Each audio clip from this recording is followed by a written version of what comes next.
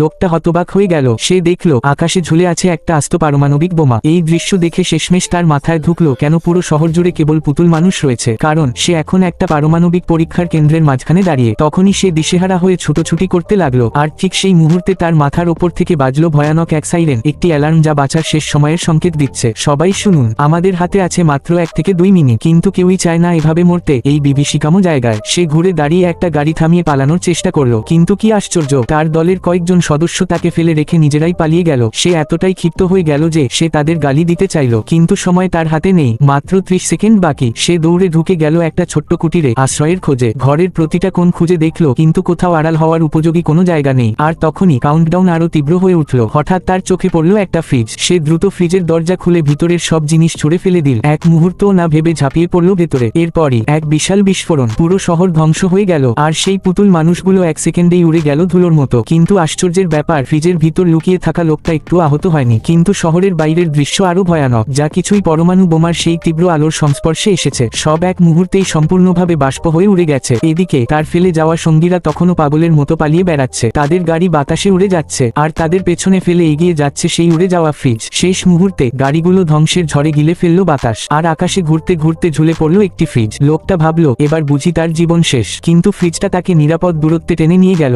ভয় কাঁপতে কাঁপতে সে ফ্রিজ থেকে পড়ে বেরিয়ে এল। এই এক